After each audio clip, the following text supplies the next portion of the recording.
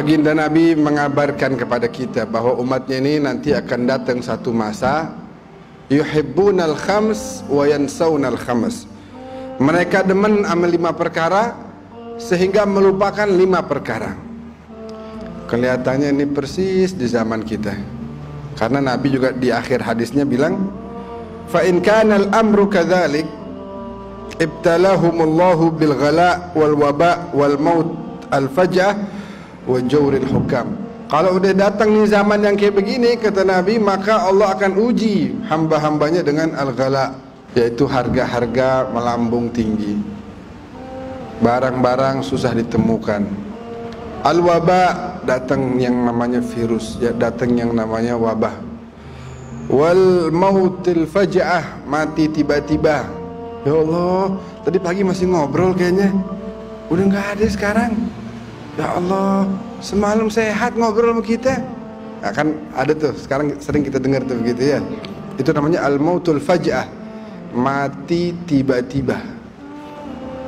Wa jawril hukam, dan akan diuji dengan banyak orang-orang jahat yang akan memanfaatkan kita, melakukan kezaliman terhadap kita. Apa itu yang terjadi di zaman itu? Mereka demen 5 hal, mereka melupakan 5 hal. Yang Nabi bilang yang pertama, yuhibbunad dunya wa yansawnal akhirah. Mereka begitu demen sama dunia sehingga melupakan akhirat. Padahal kata Nabi, al-kayyis, orang yang cerdas, dia bakal mengutamakan kebahagiaan yang sifatnya itu kekal dan abadi dibanding kebahagiaan yang cuman sementara doang, 60 tahun, 70 tahun rapi udah kelar. Ini ada yang nungguin kita nih, kehidupan nanti itu kebahagiaannya tuh kekal, enggak 60 tahun, enggak 70 tahun, enggak, selama-lamanya. Nah, yang kita harus pikirkan bagaimana bahagia di sono, bukan bahagia di dunia.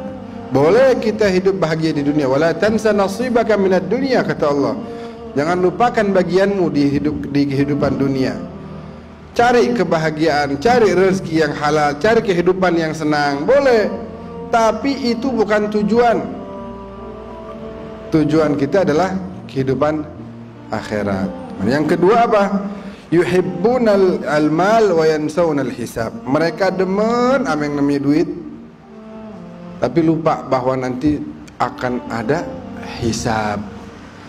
Demen ama yang namanya harta, demen ama rumah gede, demen ama tanah banyak, demen ama kendaraan yang bagus-bagus, demen ama emas yang banyak.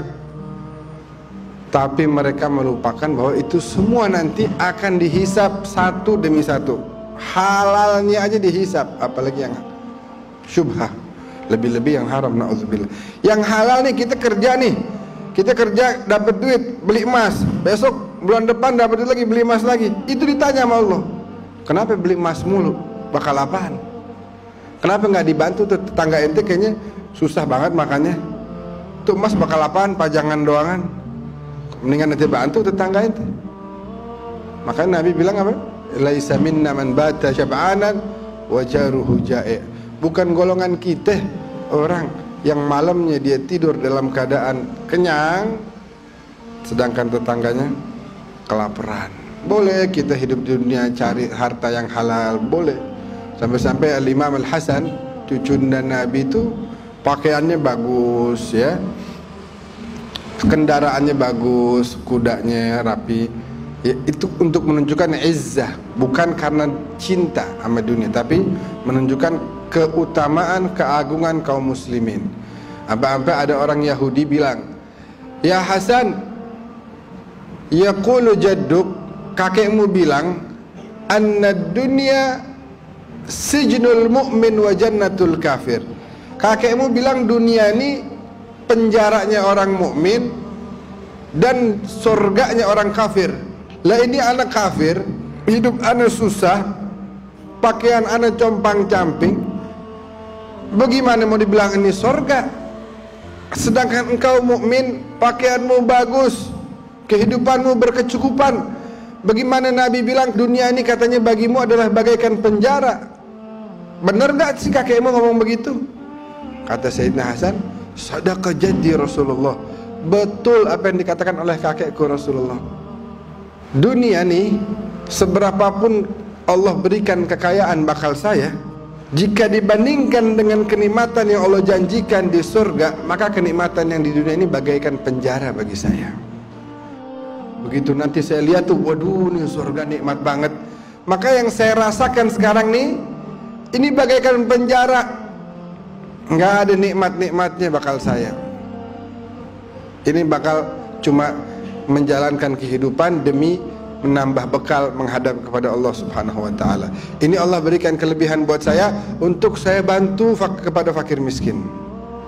Kamu nih hidup compang-camping begini, makan susah, hidup susah, pakaian sederhana.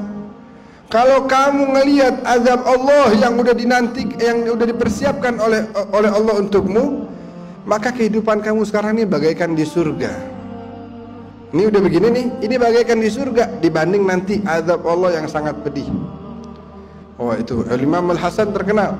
Sayyidina Hasan cucu Nabi ini terkenal. Rumahnya seperti hotel, tapi nggak berbayar, gratis. Bakal orang-orang yang capek mau nginep, yang lapar mau makan. Pagi, siang, sore, malam. Ya Allah, susah tuh. Terima tamu tuh bukan gampang.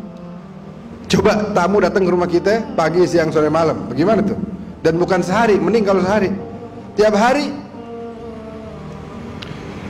Makanya bukan gampang tugasnya Sayyidina Hasan tuh, membantu pada fakir miskin. Sampai sekali waktu orang datang makan, habis makan ngebungkus.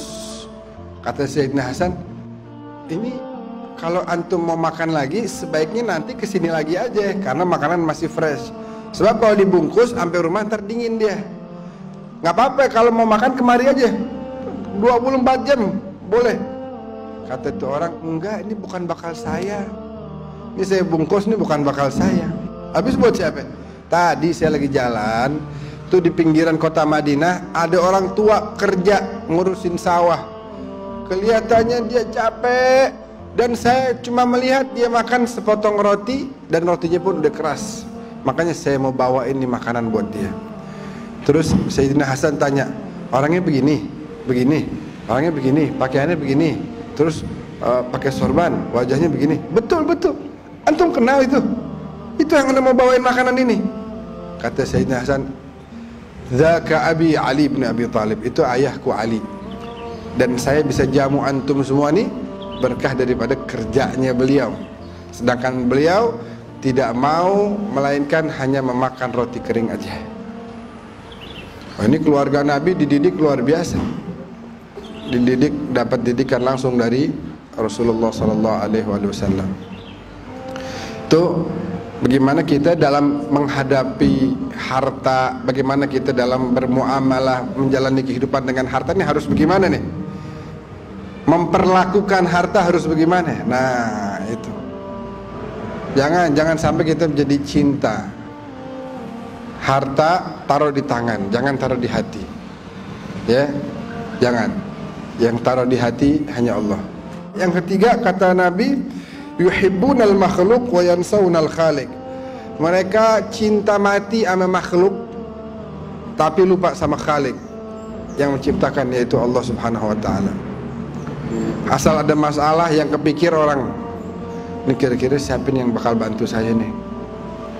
Ini kira-kira saya bisa datengin siapa ya? Dia udah lupa sama sekali Allah udah nggak diingat sama dia. Kayak nggak ada. Yang dia ingat pejabat siapa nih yang bakal bantu saya? Ya aparat siapa nih? Asal punya apa nih? Ada masalah. Oh asal tahu ya, saya punya dekingan Jenderal bintang 3. Waduh, ini kan kacau. Jadi apa-apa selalu menyandarkan dirinya kepada makhluk. Jangan sandarkan diri kita kepada yang maha kuat, Allah. Sandarkan diri kita kepada yang maha kaya, minta apa dikasih. Maha kuasa, maha mampu, Allah Jalla Jalaluhu wa ta'ala. Sampai-sampai kalau kita berbuat baik juga sama siapapun, jangan pernah mengharap balasan dari manusia.